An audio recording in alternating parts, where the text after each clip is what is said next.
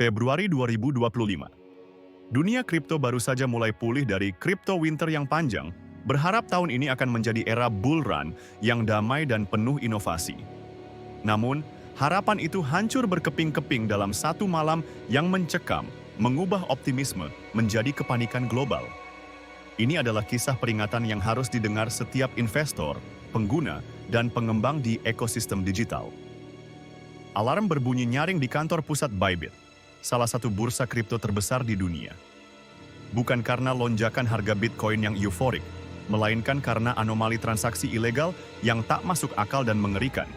Dalam hitungan jam, Ethereum senilai 1.442 miliar AS atau sekitar 22 triliun rupiah, lenyap tak berbekas dari hot wallet mereka. Ini bukan sekadar peretasan biasa, ini adalah crypto haze terbesar dalam sejarah, melampaui insiden Ronin Network dan Poly Network yang sebelumnya menggemparkan. Pelakunya bukan peretas amatir atau kelompok kriminal biasa, melainkan sebuah mesin perang cyber canggih yang didukung oleh sebuah negara nuklir. Ini adalah serangan yang dirancang untuk menguras aset, bukan sekadar mencari ketenaran. Hari ini, kita akan membedah kasus Bybit ini secara mendalam, menganalisis siapa sebenarnya Lazarus Group, dan membaca sinyal bahaya dari laporan Certica yang menunjukkan bahwa dompet digital Anda sedang diincar. Mari kita pahami ancaman ini agar kita semua bisa lebih waspada dan melindungi aset digital kita. Ini adalah pelajaran berharga bagi setiap investor kripto, pengguna Bybit, pengembang DeFi, analis keamanan, dan bahkan pemula kripto. Siapa yang memiliki kemampuan dan keberanian untuk menembus pertahanan cyber salah satu bursa kripto terbesar di dunia? Semua bukti forensik digital yang dikumpulkan oleh tim keamanan cyber global mengarah pada satu nama, Lazarus Group.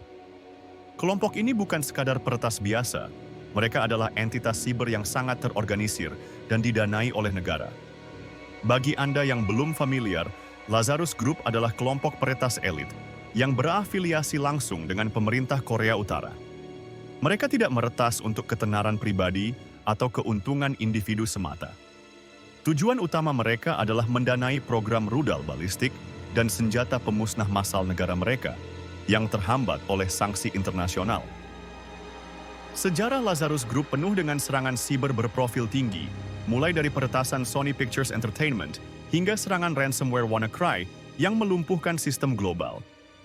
Dalam dunia kripto, mereka telah bertanggung jawab atas pencurian ratusan juta dolar dari berbagai bursa dan protokol DeFi, menunjukkan adaptasi mereka terhadap lanskap keuangan digital yang terus berkembang.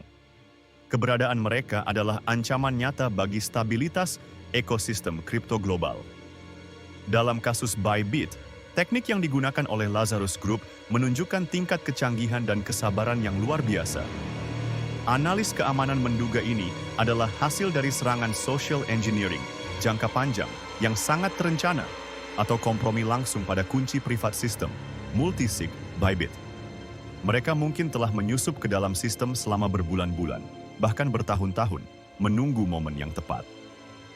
Serangan ini kemungkinan melibatkan kombinasi taktik, termasuk phishing spear yang ditargetkan kepada karyawan kunci, eksploitasi kerentanan zero day pada perangkat lunak yang digunakan Bybit, atau bahkan penyusupan rantai pasokan. Mereka menunggu saat likuiditas di hot wallet Bybit sedang tinggi, lalu menguras ribuan Ethereum dalam satu kali sapuan bersih yang terkoordinasi. Ini menunjukkan pemahaman mendalam mereka tentang operasional bursa. Uang sebanyak $45 miliar itu kemudian diputar melalui crypto mixer yang dimodifikasi secara khusus, seperti versi canggih dari Tornado Cash. Dana tersebut dipecah menjadi ribuan dompet kecil dan disalurkan melalui berbagai blockchain, membuat jejaknya hampir mustahil dilacak oleh penegak hukum internasional. Proses pencucian uang ini adalah bagian integral dari strategi mereka untuk menghindari deteksi dan pemulihan aset. Namun, kasus Bybit hanyalah puncak gunung es dari krisis keamanan yang lebih besar. Laporan keamanan terbaru dari Certica untuk kuartal pertama, Q1 2025, melukiskan gambaran yang jauh lebih suram dan mengkhawatirkan bagi seluruh ekosistem kripto. Data ini harus menjadi peringatan serius bagi setiap investor dan pengembang. Menurut Sertika, insiden pencurian kripto melonjak drastis sebesar 303% dibandingkan periode yang sama tahun lalu. Bayangkan, peningkatannya lebih dari 3 kali lipat. Total dana yang dicuri dalam 3 bulan pertama tahun 2025 mencapai 1,7 miliar, berasal dari 197 insiden keamanan berbeda. Angka ini menunjukkan eskalasi ancaman yang belum pernah terjadi sebelumnya. Artinya apa? Artinya Bybit bukan satu-satunya korban.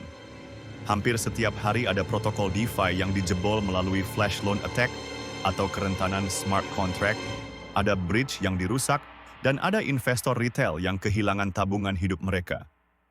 Para peretas ini semakin agresif, semakin pintar dalam mengeksploitasi celah, dan semakin lapar akan keuntungan finansial. Dan inilah bagian yang paling berbahaya dan relevan bagi Anda, para penonton dan pengguna kripto. Setelah berita peretasan Bybit menyebar luas, kepanikan massal tak terhindarkan.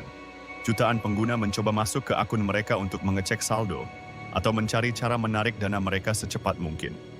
Disinilah burung pemakan bangkai, siber datang untuk memangsa.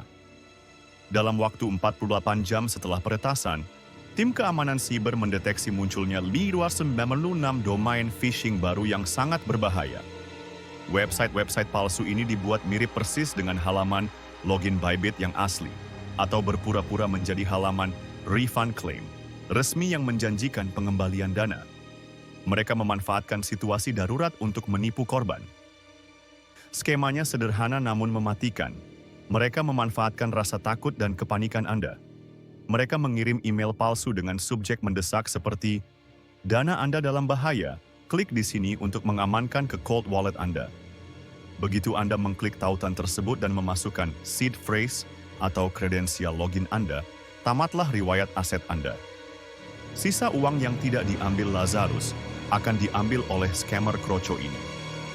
Kasus Bybit di tahun 2025 ini adalah tamparan keras yang mengingatkan kita pada mantra kuno Bitcoin yang tak lekang oleh waktu. Not your keys, not your coins. Ini adalah prinsip fundamental keamanan kripto yang sering diabaikan, terutama oleh pemula. Memahami prinsip ini adalah langkah pertama menuju perlindungan aset yang efektif. Bursa terpusat, CEX, sebesar dan seaman apapun, tetaplah sebuah target terpusat yang menarik bagi para peretas. Menyimpan uang miliaran di bursa sama saja dengan menitipkan emas di rumah orang lain yang pintunya terus diketok maling. Meskipun CEX menawarkan kemudahan, mereka juga menjadi titik kegagalan tunggal yang besar. Jika Anda memiliki aset kripto yang signifikan, sekaranglah saatnya untuk berinvestasi pada hardware wallet, cold storage. Ini adalah perangkat fisik yang menyimpan kunci privat Anda secara offline, jauh dari jangkauan peretas online. Jangan pernah mengklik tautan dari email yang mengklaim sebagai dukungan teknis dan selalu verifikasi domain website 3 kali sebelum memasukkan kredensial login Anda. Keamanan Anda ada di tangan Anda sendiri. Mengingat ancaman yang semakin canggih, setiap investor dan pengembang harus mengambil langkah proaktif untuk mitigasi risiko. Bagi investor, diversifikasi penyimpanan aset adalah kunci. Jangan hanya mengandalkan satu bursa. Sebarkan aset Anda ke beberapa platform terkemuka dan gunakan cold storage untuk sebagian besar portofolio Anda. Aktifkan Two-Factor Authentication, 2FA, di semua akun Anda. Bagi pengembang DeFi dan analis keamanan, kasus Bybit adalah panggilan untuk memperkuat infrastruktur keamanan. Audit kontrak pintar secara berkala, terapkan praktik pengembangan yang aman, dan pertimbangkan model keamanan multi-party computation, MPC, yang lebih terdesentralisasi. Kolaborasi dengan komunitas keamanan siber dan berbagi intelijen ancaman adalah esensial untuk membangun ekosistem yang lebih tangguh. Pendidikan keamanan siber harus menjadi prioritas utama. Pelatihan investor tentang cara mengidentifikasi phishing, scam, dan praktik keamanan dasar adalah investasi yang tak ternilai. Kita harus membangun budaya keamanan yang kuat di seluruh komunitas kripto, dari pengguna paling awam hingga pengembang paling ahli. Dunia kripto memang adalah Wild West digital, di mana tidak ada polisi yang bisa mengembalikan uang Anda jika sudah ditransfer ke alamat peretas yang didukung negara. Kasus Bybit 2025 adalah pengingat brutal akan realitas ini. Ini bukan hanya tentang teknologi, tetapi juga tentang geopolitik dan perang cyber yang tak terlihat. Bagaimana menurut kalian? Apakah bursa terpusat, CEX, masih layak dipercaya sepenuhnya di tahun 2025? Atau kita semua harus mulai beralih ke solusi DeFi yang lebih terdesentralisasi dan cold wallet untuk keamanan maksimal? Bagikan analisis dan pendapat Anda di kolom komentar di bawah. Diskusi ini penting untuk masa depan keamanan kripto kita. Tetap waspada, tetap edukatif, dan selalu prioritaskan keamanan aset digital Anda.